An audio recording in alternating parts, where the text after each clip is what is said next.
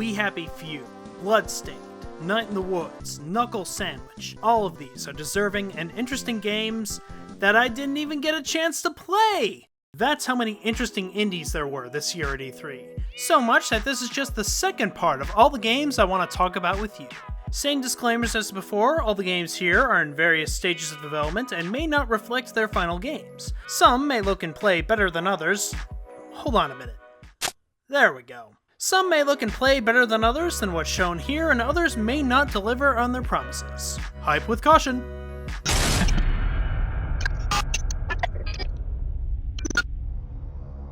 Who's ready for some spooks? I said, who's ready for some spooks? Stifled is a horror game with a really interesting gimmick about it. It's a game that's completely pitch dark, and in order to see where you have to go, you need to get a real-life microphone where you speak into it to reveal the path that you need to take. Hello? Oh. But with this being a horror game, there are different enemies that can detect your sound, so you'll have to be very selective on when you have to make noises versus when you don't. Hello? The game is still in its very early phases right now, but the first level does a great job at teaching you the mechanics of it. Your sound is represented by white lines and the enemies are in red. There are different sounds that objects in the world make, such as water, that are also represented in white. You can use different objects to drive away their attention and distract them, but for the most part, you're on your own without any weapons to fight the baddies.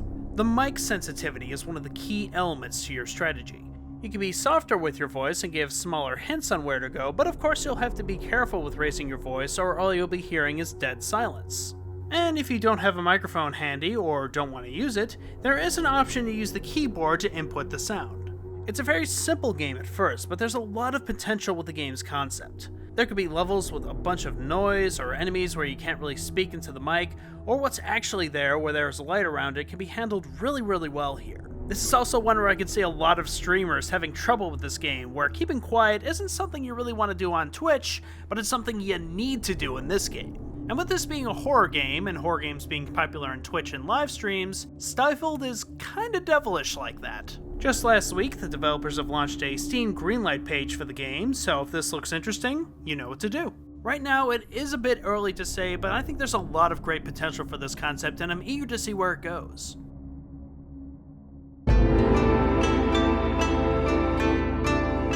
So indie games can be found in kind of an unlikely place at this year, XSEED. They had a showing of their usual niche titles this year, and a pleasant surprise to see that not only were they publishing an indie game, but a Touhou Project indie game. For those who don't know, Touhou Project is a series of over a dozen Japanese indie games made by lone developer Lun of Team Shanghai Alice. It's a series of games that's gone as far back as the mid-90s, and the latest game released in the official series was just last year. The series got so popular amongst Japanese fans that Alice allowed them not only to make games from his world, but those fan games would also be canon in his world. To my understanding, there's a large number of these games being made, and one of them being shown off at the show was Touhou Scarlets Curiosity. The game is an action RPG where you play as two characters with different abilities. The attacks are mostly based on the space around you, such as one for wider crowd control or ranged attacking. You have two kinds of magic that you can equip here, one for special attacks and one for really special attacks, each having different cooldown meters and magic bars. The game also has a fair share of bullet hell aspects, such as a large number of projectiles for you to dodge, and a scoring system that rewards players for keeping up their combos and not getting hit. The enemies in the first few areas were pretty easy, but the scoring system brings a lot of depth to the combat, very similar to a bullet hell shooter. And with this being a Touhou game, there's a lot of anime influences here. Both of the playable characters are young girls, one of them being a maid, and it uses a lot of anime art. The style and tropes here may not be everybody's box of Pocky, but it certainly wasn't enough to turn me away from the game. I enjoyed the first level of the game quite a bit, with the boss offering a well-balanced challenge and the scoring system giving a really refreshing take on the idea. The Touhou series is one I've always been curious about, and is great for XSEED and other companies like Playism to bring these games translated to English-speaking regions to bring more attention to these lesser-known gems.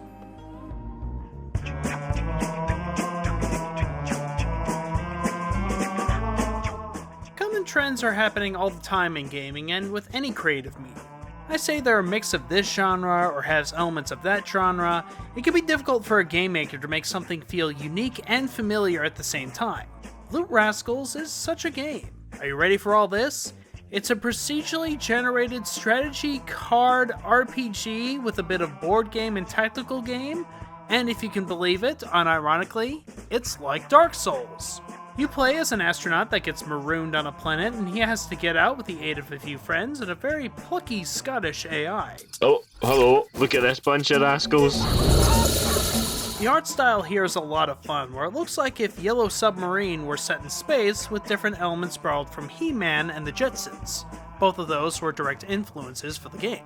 Gameplay is based on a grid, where you can move freely about, but it's all very turn-based on those grid spaces. Whenever you move to a new space, an hour will go by in the day and night cycle. You have to find your way to the exit while fighting enemies automatically, where turns are based on whether it's day or night. If it's the right time of day, you attack first, and if not, they attack first. To beef up yourself, you collect different cards that have a wide range of powers and attacks that can be stronger or weaker depending on where they're placed in your HUD. They can boost your attack, defense, give you special abilities, or add elements to some of your cards. You get new cards by finding them on the field, defeating different enemies, and they can be found in the game's shop. There's a meaty bit of difficulty to be found in the game, with lots of enemies that can insta-kill you if you're not careful, and you'll have to think long and hard about which path you should take before taking on different monsters. But how's all this like Dark Souls? Well, there are online features where you can find a card that's been left behind by a fallen player. You can choose to send this card back to the player, where you may get a helper on the field to help you out, or if you take the card, the player could attack you on the field, making it a bit harder for you. Not a real-life person playing directly in your game online, but a representation of their avatar. It has a lot of great elements of risk versus reward gameplay, and it got pretty tense making a lot of those decisions. All this might sound a bit intimidating at first, but after a while you get a great flow of managing new cards and navigating through the fields to find the right way through. It's a really clever mix here of card elements, RPG, tactical gameplay, all with a fun handcrafted world and a lot of great personality. It's a pretty tough game, but I really enjoyed Loot Rascals, and hopefully you'll be able to get your hands on it soon.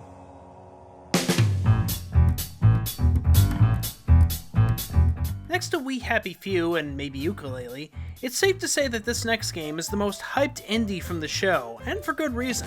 Cuphead is Studio MDHR's love letter not just to cartoons from the golden age of early animation of the 1930s, but to classic shooters like the Contra series. It's all a cartoon made to look like the early works of Max Fleischer's Popeye and Betty Boop, or early Walt Disney in the beginning of Mickey Mouse, with several other influences where every building, flower, carrot, and ATM machine had a face and a personality.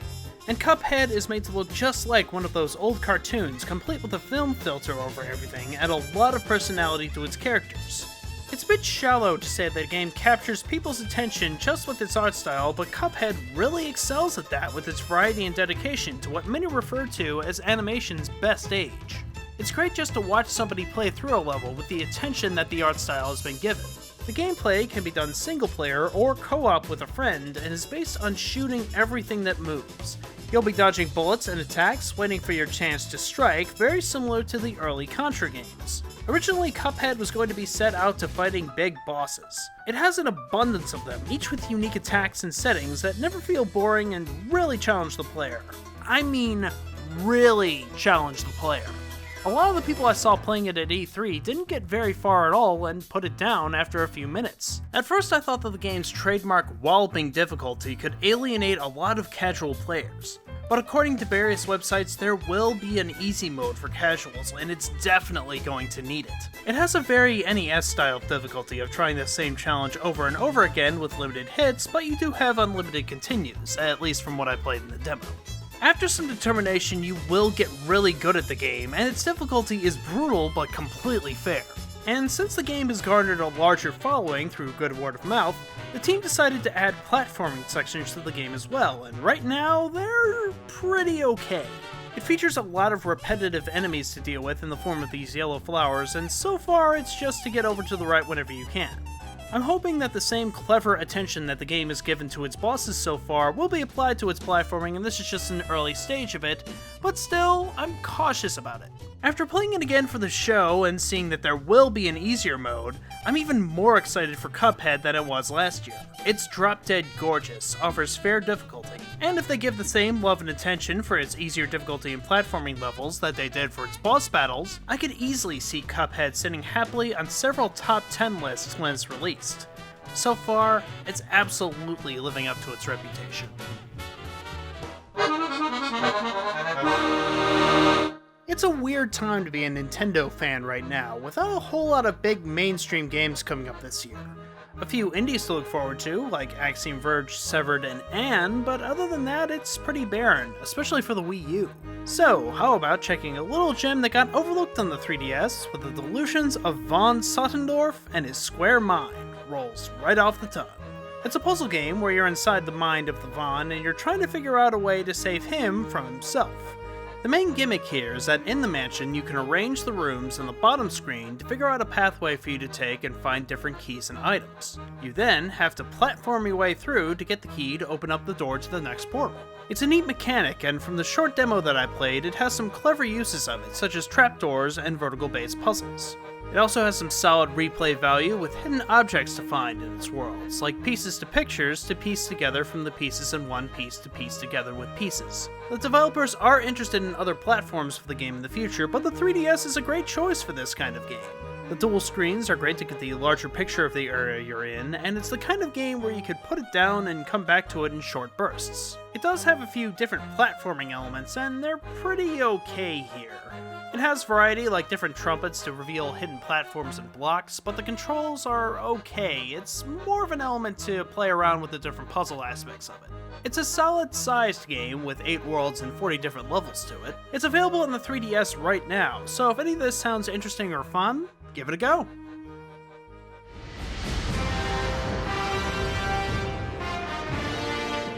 I'm sure a few people watching this video are fans of Advance Wars. The portable turn-based streamlined strategy series featured a surprising level of complexity and depth, which made it a cult favorite on the GBA.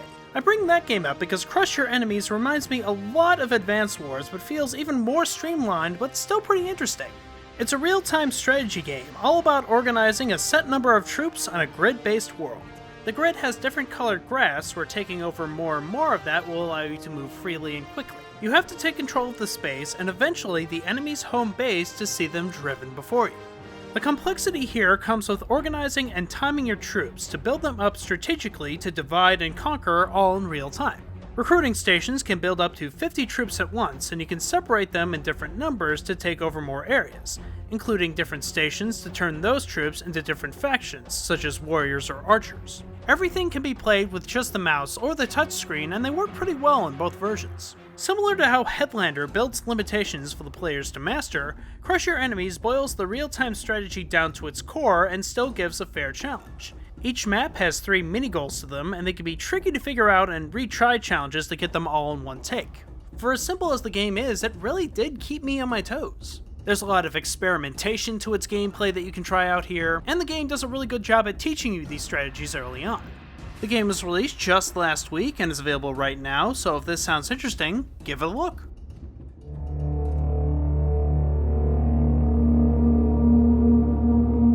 Combining tabletop and D&D style mechanics into a video game is certainly nothing new. Early games like Ultima and Wizardry went over to the PC, and streamlined versions went with Dragon Quest and Final Fantasy to home consoles. And while we do see a few ideas carrying over from tabletop games in more obvious ways, Hand of Fate 2 takes these tropes and influences to the next level.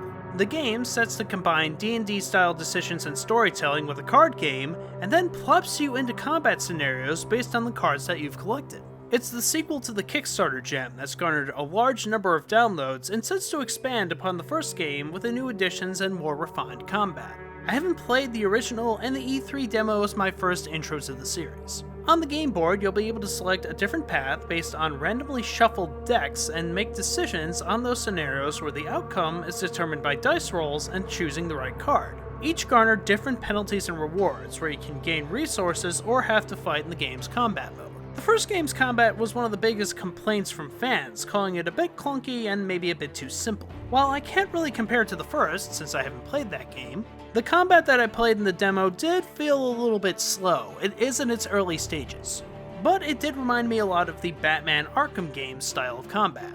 You'll have indicators letting you know when you can counter in large groups, cooldowns for special attacks, and you can use some of the different cards to gain things like power-ups or even a helper during the battle. In speaking with the devs, they did mention that the E3 demo is an early build, and they are refining the game to have faster and more responsive combat, so they are working on it. I really enjoyed the more actual role-playing elements that this game brought into the table. Actual dice rolls are influenced here, you can make decisions based on your character, and it's fun to have the story being told you by the deck dealer, in this case the Dungeon Master. There's a lot of depth here with its random luck-based system, and the game still has a bit of time to cook with its combat, but I was left optimistic about how the development team are handling the game so far. Hopefully it will live up to its promises.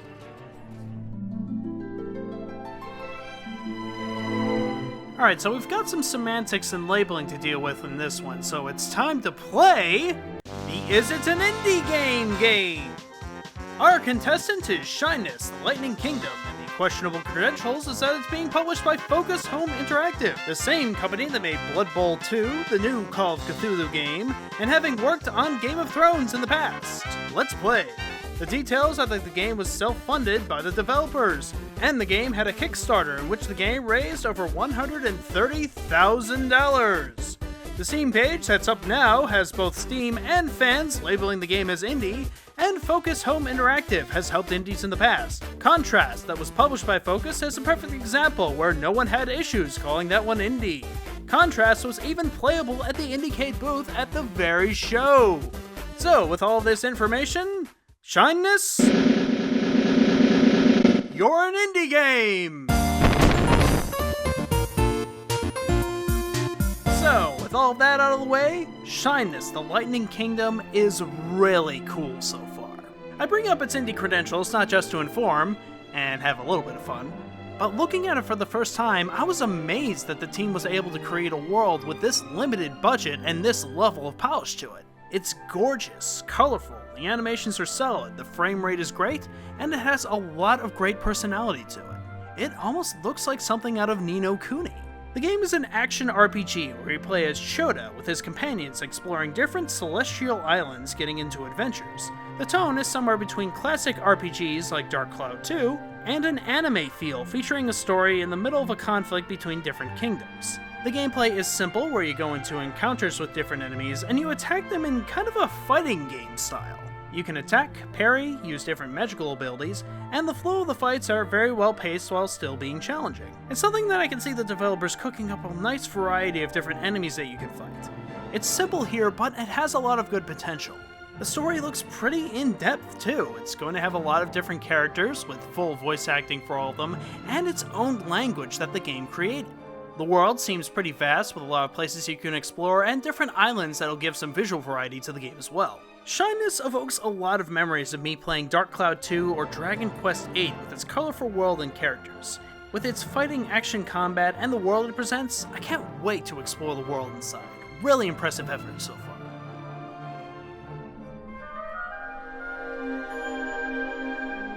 The Rascals is a game I've mentioned before that uses a sort of isometric look on its map with elements of RPGness. Well, this time I've got another isometric grid game that's fully embracing its RPGness. For the King is a tactical, procedurally generated board game that was originally a smaller tabletop digital game called The Black Gate. That first game became so popular with the team's friends that from there they formed a Kickstarter and did very well for itself, initially asking for $40,000 and receiving almost $100,000 more than that. The game is turn-based on a grid where you encounter different enemies both randomly on the field and strategically where you can see them on the field and choose if you want to fight them. Like a board game, it's built to be done in a single session where you can level up your characters, manage your resources, and open up new levels down below, but if you die, you're starting from scratch from the very beginning. But as you're playing, you can earn what the game calls lore. Using this, you can unlock different weapons and such, similar to how unlocking things works in Enter the Gungeon or The Binding of Isaac. From what I played, the combat is very similar to a JRPG. In a turn-based separate area, and with the number of people in your party are determined by how many people are on the space on the board.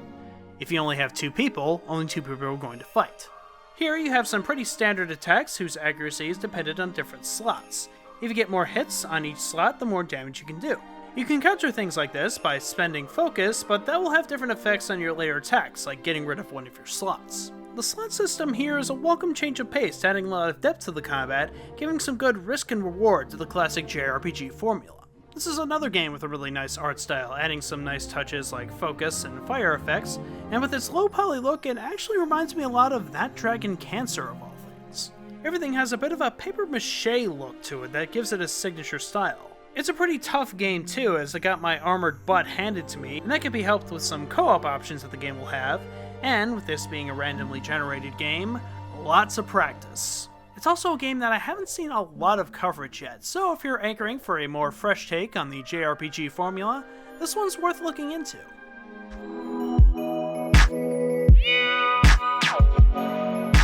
Ever since I was a kid, I've always enjoyed touching and tinkering with different gadgets and gizmos to see how they work and operate. There's always this weird sort of reward and satisfaction with clicking different buttons and who-what's-its. GNOG is a game that seems to capture that touchy-feely need in a rainbow wonderland of color and spectacle. It's a sort of point-and-click adventure about giant faces that have rooms on their backs. The idea is that with each head, you have to figure out different puzzles by clicking on everything until it unlocks a different animation to the world. It was partially inspired by different Mighty Max toys, with the idea of wanting to touch every little thing in those worlds. I really dig the art style of this game. It's really bright, colorful, and the different characters express a lot of personality, in spite of not having any dialogue that I saw. It reminds me a lot of Windowsill, Monster Bag, and the Katamari games on being bright and cheerful while fully embracing its weirdness. The game only has a 4-person team on it as well, which is pretty impressive so far. The developers know how weird and charming their game looks so much that they've even included some paper cutouts that you can get run on the game's website. The gameplay is simple here, but can have some pretty tricky puzzle solving to it, with some trial and error to figure out the logic and meaning behind the puzzles, but after a bit of determination, you'll deduce the method to their madness. I was able to solve 3 heads in the show, and from what the developers told me, I was one of the very few people at the show that was able to do it. So that should let you know that there is some good challenge to the game. The style, charm, and interesting puzzle design here made me understand why GNOG has garnered a lot of respect on various gaming sites. The inner child in me is aching to get my grubby little mitts inside the toy box. And that's part 2 of the indies that I got to play at E3. Just one more video to go. My name is Mark, and you can find the first list of games here and the third list soon. A big thanks to all the developers that showed off their games, and hopefully you found something new that you can dig your teeth into. If you enjoyed this video, feel free to hit the subscribe button to be notified on when videos are coming out in the future. And also, a big thanks to all the people that left some kind messages on the last video. I really appreciate that, and it's really awesome to be making more indie game videos. Thanks for watching, have a great day!